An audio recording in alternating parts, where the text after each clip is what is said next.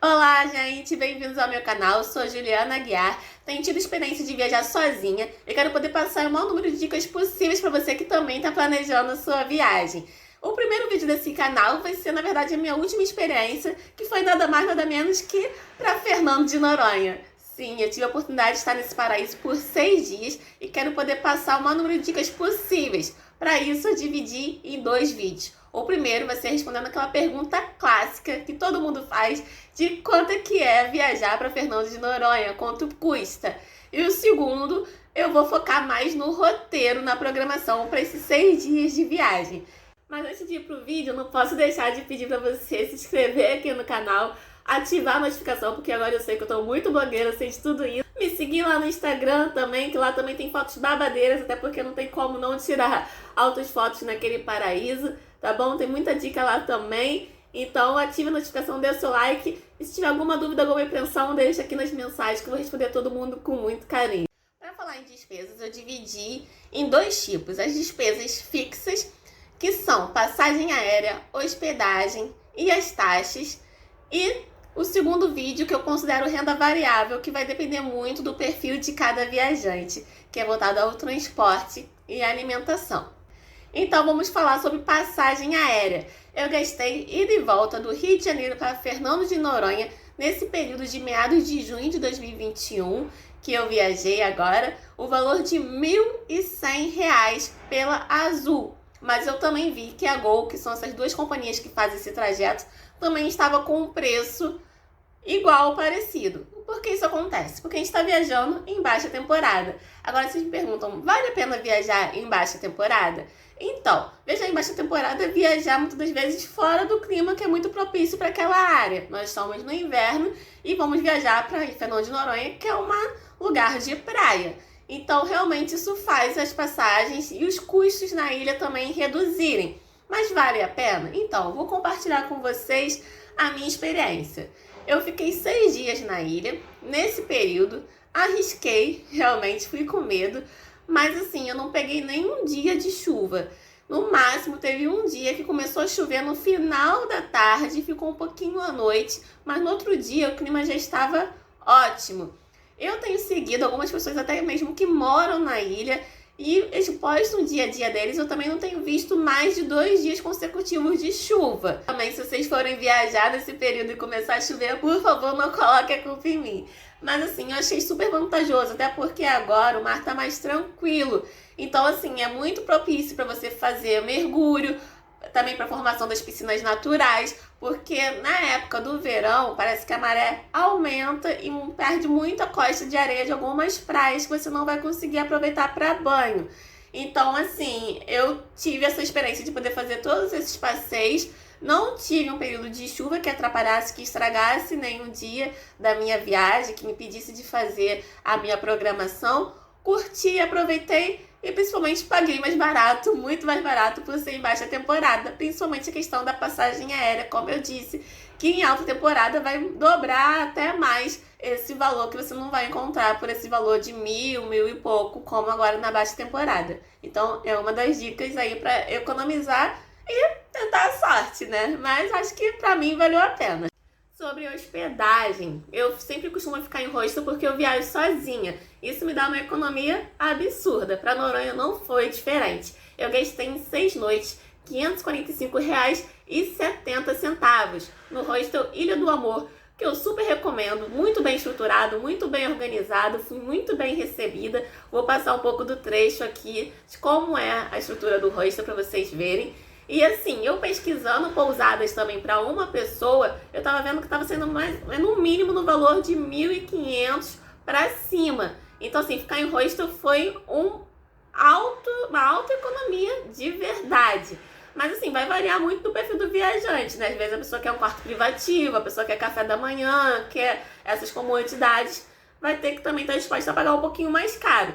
Mas se você não tem problema em ficar em hostel, em quarto compartilhado, vai te trazer uma grande economia também para sua viagem lá para Noronha. Os hostels estão mais ou menos nesse valor, de 500 a 700 reais, mais ou menos, para uma semana você encontra de 500 a 800 aí de valor de hospedagem. Agora vamos falar sobre as taxas, que são as Despesas específicas de Noronha. Noronha é uma área de preservação ambiental, isso requer um custo principalmente para os turistas, né? Sobre essas taxas, são duas taxas principais. A primeira é a TPA, a taxa de preservação ambiental, que nesse ano de 2021 está no valor de R$ 79,20. Você vai pegar esse valor e vai multiplicar pelo número de dias que você for permanecer na ilha. Vou deixar aqui também para vocês a tabela no valor dessa taxa para 30 dias, até 30 dias, para você ver mais ou menos quanto vai custar para você, dependendo do número de dias que você quer ficar. Eu gastei para 6 dias R$ 446,71 de TPA. Ela é obrigatória para crianças acima de 5 anos. Antigamente, antes da pandemia, esse pagamento podia ser feito presencial.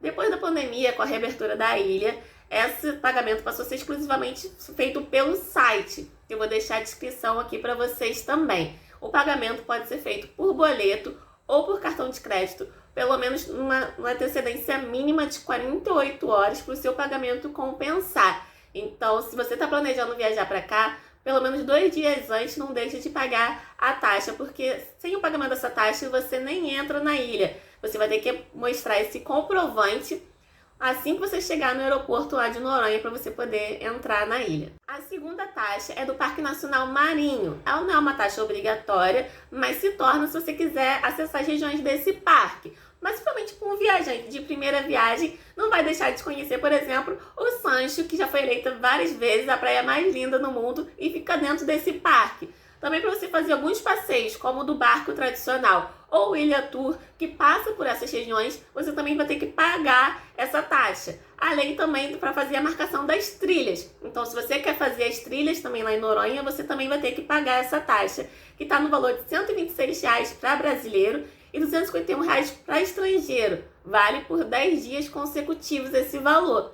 Tá bom? Você vai pagar esse valor e vai valer por 10 dias da sua permanência lá na ilha. Quando você pagar, você vai receber um cartãozinho, que vai ficar até como brinde para você. E todas as vezes que você for entrar em alguma área da região desse parque, você vai ter que apresentar lá na recepção esse cartão para você ter acesso. Agora eu vou falar de uma despesa que está sendo própria desse momento da pandemia. Não tem como te fugir dessa realidade. E Noronha está sendo um dos lugares mais restritos e mais exigentes do Brasil nessa questão da pandemia. Então é necessário, obrigatório, até mesmo no próprio aeroporto de Recife, já ser apresentado o laudo, o atestado médico para você conseguir entrar. Quais são os exames que eles estão solicitando? Para quem ainda não contraiu Covid, tem que apresentar o PCR negativo até 48 horas antes do embarque. Para quem já contraiu Covid, pode apresentar o PCR positivo de 20 a 90 dias antes do embarque ou o reagente IgG por sorologia, que é aquele exame de sangue até 90 dias antes do embarque. Eu não coloquei e nem vou colocar esse gasto na minha planilha de custo, porque eu já contraí Covid, eu já fui vacinada por ser profissional de saúde e na universidade que eu fui vacinada, eu comecei a participar de uma pesquisa que tem feito o acompanhamento do IgG. Então, eu já tinha esse exame de sorologia que eu apresentei e consegui entrar com esse exame. Mas se você não tem, também vai variar muito o valor desses testes para cada região, para cada estado, mas você vai ter que pegar esse custo e colocar no seu planejamento, no seu orçamento, que está sendo necessário nesse momento da pandemia para você entrar lá na ilha. Custo de alimentação. Então, vou ficar devendo isso para vocês, porque não foi minha intenção fazer um tour gastronômico pela ilha. Eu realmente quis aproveitar mais os passeios, as praias, acabava me alimentando, comprando mais lanches, ou alguns passeios também ofereciam alimentação. Então, eu não fiquei muito focada de frequentar os principais restaurantes da ilha, mas eu posso passar algumas dicas. A principal delas é se você puder trazer alimentos já da sua casa para a ilha, se você puder botar na sua bagagem já alguns alimentos, principalmente se você ficar em hostel e poder cozinhar, vai te trazer uma grande economia. Porque realmente os alimentos lá são caros devido porque nada é produzido na ilha, tudo vem de transporte, de navio. Isso vai implicar no valor dos alimentos e no valor dos restaurantes. Então, assim, uma grande economia quando você traz já a sua própria comida para a ilha. Mas também existem alguns restaurantes que você vai conseguir comidas baratas. Uma delas, que foi o que salvou os meus almoços, foi o restaurante do Jacaré, que fica ali no acesso à Praia do Cachorro. Para quem já foi, conhece, sabe que ali naquela ladeira, descendo para a Praia do Cachorro, tem uma casinha verde e ali fica o restaurante do Jacaré. Lá você vai encontrar quentinhas por R$ 25 ou comer lá por 45. Mas também tem alguns outros restaurantes que você consegue buffet ou prato executivo no valor de 45, R$ 50. Fora os lugares também que fazem delivery por esse preço. Então, assim, tem como tentar economizar nesse sentido em lugares que vendem comida mais barato, principalmente na hora do almoço. Gastos com transporte. Então, nessa parte eu economizei demais, porque realmente eu fico com a intenção de ir numa viagem bem barata mesmo possível para Noronha. Então, assim, você tem a opção de se deslocar por Noronha alugando um carro, um bugre, né? Mas só que tá em torno mais ou menos, o valor do aluguel vai variar um pouco, mas tá em torno mais ou menos R$ 250 por dia. Então, assim, te dá uma certa comodidade alugar para você se transportar, se locomover pela ilha, mas tem esse custo. Em compensação, como eu fiz a minha locomoção pela ilha? Por transporte público. Em Noronha tem um ônibus que custa R$ 5 para turista, que vai de uma ponta a outra na ilha. Você consegue fazer todas as praias, todas as atrações da ilha por ônibus. Eles passam de meia em meia hora, você às vezes vai ter que se programar para sair um pouquinho mais cedo, mas vamos falar que em relação a custo é muito mais vantajoso você pagar R$ 5 ao invés de 250 no bugre. Você vai andar às vezes um pouquinho mais, até soltar do ponto de ônibus até a praia ou até a trilha, você vai ter que andar um pouquinho, vai ter que ter um pouquinho de disposição, mas eu acho que a economia compensa. Também tem como você contratar, alugar táxi. E eu conheci algumas pessoas na ilha, dividi e compartilhei em táxi. E às vezes o táxi saía por 7, no máximo R$ 10, porque era compartilhado. Então foi muito mais vantajoso. Eu calculo mais ou menos que durante esses 6 dias eu devo ter gastado no máximo em torno de 100 e pouquinho só de transporte para 6 dias. Então vamos para as contas, né? Eu sou de humanas, mas eu fiz uma continha básica desses gastos das despesas fixas. E para 6 dias em Fernando de Noronha, nesse período de junho, mais ou menos 2021, eu gastei aproximado R$ 2.218,41. Fora tirando os passeios e essas rendas variáveis que eu não coloquei no meu orçamento. Isso gasto para uma pessoa para 6 dias em Noronha em baixa temporada. Então é isso, galera. Muito obrigada por acompanharem até aqui, tá bom? Se esse vídeo foi útil para você, se você gostou, deixa o seu like, se inscreva no canal, ative a notificação, me segue lá no Insta. Se tem alguma dúvida, alguma impressão, pode colocar também nas mensagens aqui que eu vou responder todos com muito carinho, tá bom? Acompanhe o canal e os próximos vídeos que vão vir, tá?